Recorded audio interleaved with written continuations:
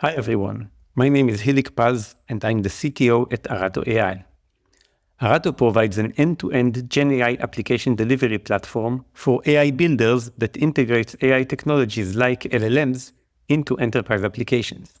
Today we are going to talk about a critical security challenge that has emerged as LLM became part of modern applications, prompt injection attacks. I'll introduce a new model-based input validation approach designed to mitigate such risks, drawing some parallels with SQL injection prevention techniques from traditional security models. First of all, what is prompt injection? Prompt injection is a form of attack where an adversary manipulates the input to a large language model in such a way it causes the model to behave unexpectedly or output unintended results. To better understand this, let's look at an analogy with SQL injection, a well-known attack vector in traditional web applications. With SQL injection, an attacker inserts malicious SQL queries as part of a user input field, which the system later incorrectly treats as part of a valid query. This input is mixed with the coded SQL instructions, forcing the system to treat it as a part of the SQL. It can then later lead to an unauthorized access to a database. Notable SQL injection vulnerabilities were found in major corporates like Cisco, Tesla, Fortnite that recently had vulnerability that let attackers access user accounts.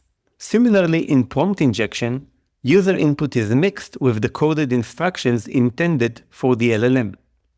An attacker might insert hidden instructions in the user input field that overrides your intended output, leading to harmful behavior or leaking sensitive information.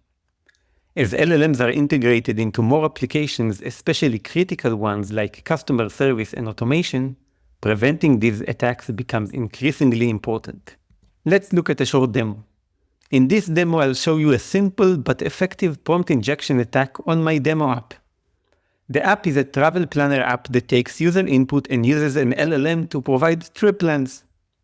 Watch what happens when a user input contains hidden command that the LLM follows, resulting in unexpected responses. So this is our trip planner demo app. Let's see what happens when the user plans a trip to Paris, let's say for 3 days. We're using here Claude 3 Haiku, so it should take a few seconds until we'll see the trip plan. And we've got ourselves a nice trip plan for our next visit to Paris. Let's see what happens when the user inserts harmful content. I've already prepared a data set of some examples. We'll pick this one and we'll enter it instead of the location field. As you can see, we got an unexpected result.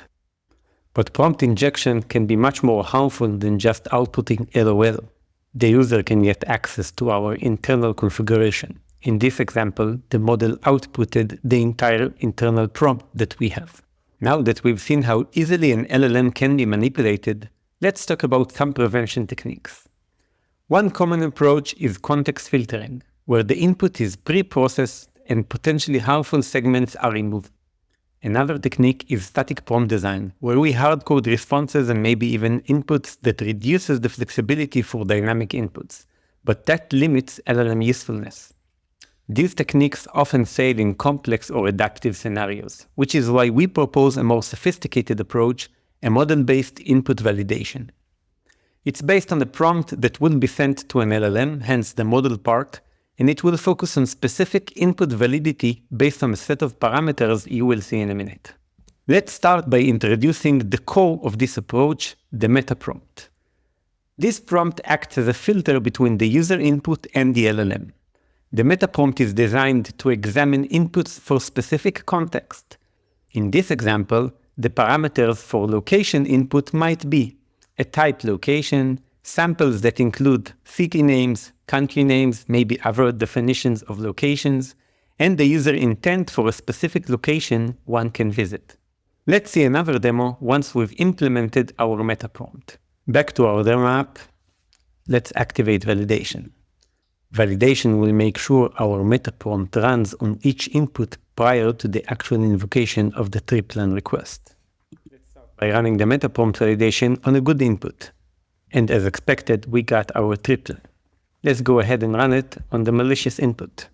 This time, our meta prompt worked and blocked that input from continuing to the LLM. Let's take a closer look at the different components of our prompt. You will probably notice that we're using a system message for the general instructions and a user message to hold the actual user input. The system message determines what role the AI should play and how it should behave generally, and at least theoretically should play a stronger role in following these instructions rather than giving the same set of instructions as part of the user message. The actual difference of having these messages in a separate system prompt rather than being part of a single user message depends on many factors, including the model and the parameters you choose, but that's a topic for a whole different session. The first section is a set of general instructions we give to the AI. We set the tone, the purpose of our prompt, and make sure that it focuses on the sole purpose of validating input. For example, we give him the task of classifying that user input. We define the format it should expect to get the user input. And by doing that, we are trying to prevent interpreting the user input as instructions the model should follow.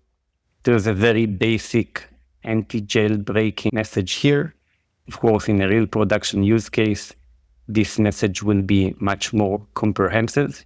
And we also tell the model never to expose its role capabilities or limitations. Next is the section where we define how the output looks like.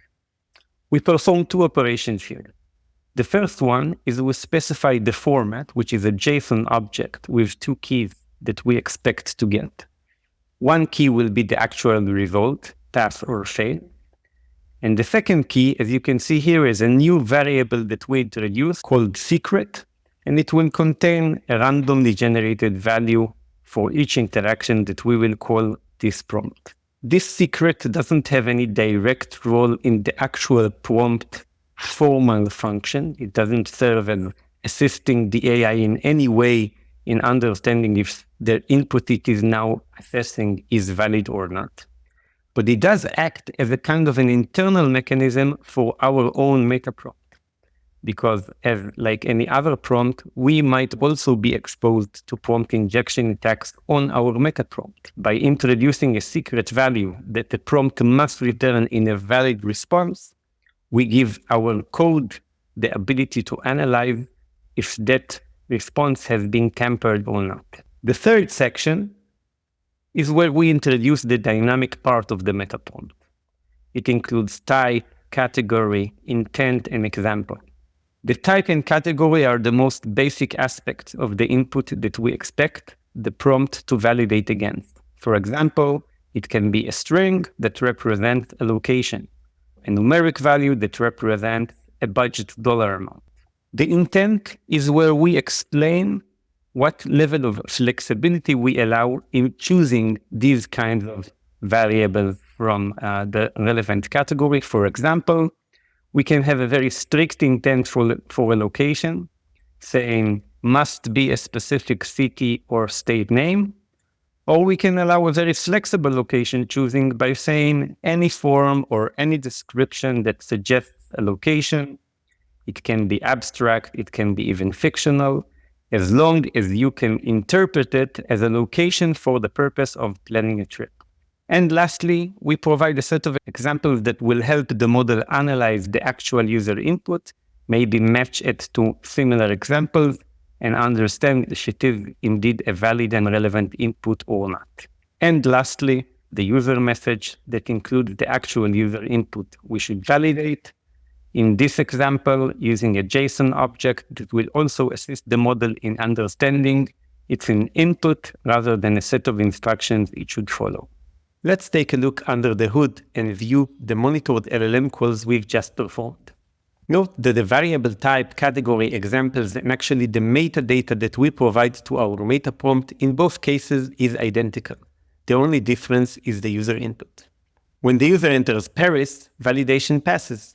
But when the user enters harmful content, it fails as expected. And our code knows not to continue to the next step of passing the entire prompt to the LLM. As we've seen, validating the input before it reaches the LLM is crucial.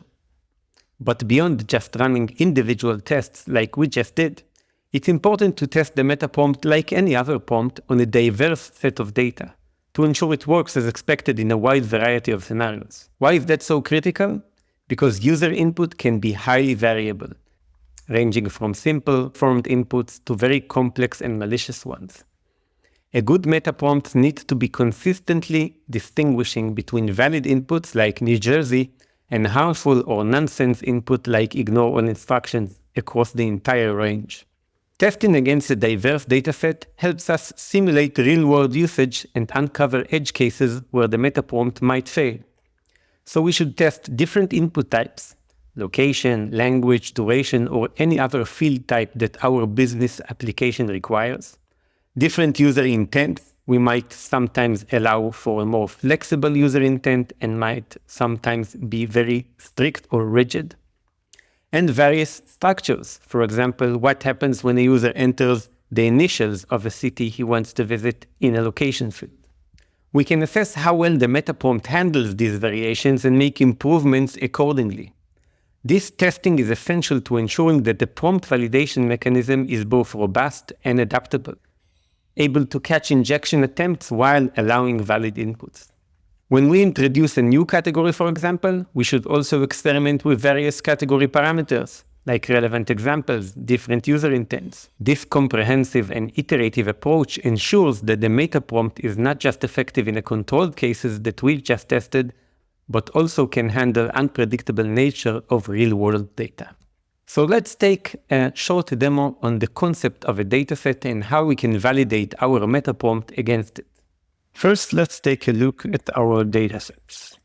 Depending on the use case we're developing or optimizing for, we will build the relevant test data that we want to experiment against. Let's assume we're optimizing for location input fields. We provided several datasets, for example, a list of valid locations. We can see the different user inputs and, of course, the expected response, which is fast in this example, as they are all valid.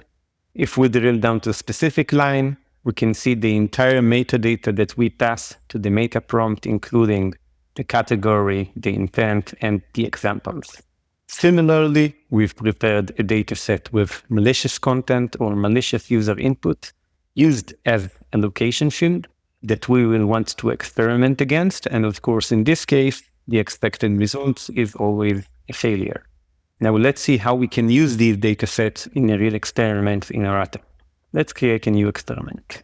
We will select our dataset, and for our initial run, we might keep the prompt as is, and let's see how it behaves against our dataset. In this time, we chose GPT-4 Mini. We'll click Save and Run, and we'll let the experiment execute. And let's do the results. So you can see we got a very high score matching the similarity of our expected results from the dataset, although not perfect. Let's see the details inside. Here, for example, we got exactly the same response that we expected in our dataset. But in other cases, for example, in this line, our dataset expected a pass result, but the actual status we got using our prompt with 4 Mini was a failure. Let's try to understand why. The user input was a romantic location. While the model might have been right saying that this is not a real place or a specific location, if we explicitly added an intent saying it can be abstract, we would have expected it to pass. So let's try to change one of the parameters of our experiment and see if we can reach better results. We will first try another model. Let's take a different vendor, and we will run exactly the same experiment with the same prompt and data against Claude's Grid IQ. Let's view the results. This is much better. We get exactly the expected result on each one of the individual lines that we ran the experiment with. At this point, we can decide if that's good enough and we want to continue with the model and parameters we've just had, or we want to go back to the previous model and try to improve our prompts, maybe play with the parameters, etc. Let's run another experiment with invalid location data that we've uploaded. In this experiment, we will also add an additional validation to see if we can detect harmful content. We will select the relevant dataset and create the experiment. Again, at our first run, we will not change any parameters in the prompt and will run it against 4 Mini. We can run in parallel against different models as well. And let's view the results. First, we will look at the results against 4 or many, and we got very close to 100% similarity. We can see there's a slight difference in the output format, but the content itself is what we expected. And looking at Claude's results, we see very similar successful run against our data. So we've seen how you can experiment multiple versions of your prompts, models, configurations, and data to achieve your business goal and to optimize your prompt. When experimenting, it's important to have a baseline. In the recent examples we've just did, the baseline was the dataset that we've uploaded with the expected results. But of course, we can also experiment against data we've collected from production and verify it is correct and experiment with our next version of prompt. To conclude, we've seen how prompt injection poses a significant threat in LLM applications, much like SQL injection did for databases. When traditional techniques like static prompting or filtering might mitigate some risks, they often have many limitations. Our model-based input validation approach offers a more adaptable solution by leveraging LLMs to validate inputs. Unlike denial listing approaches, where the LLM is asked for the entire input if it is malicious or harmful, our method uses an allow listing approach, where we explicitly define what inputs are valid and expected. This provides a stronger defense by limiting the range of acceptable inputs on one hand, but enhancing the flexibility of the final prompt that we can use on the other hand. By focusing on allow listing, we create a controlled environment where the LLM processes only valid inputs. This approach significantly reduces the risk for prompt injection while still offering the flexibility needed in complex data inputs. Thank you all for your time today. I hope this session has been insightful. If you have any questions, comments, or would just like to keep in touch, please email me, follow us on LinkedIn, or visit our website. Thank you very much.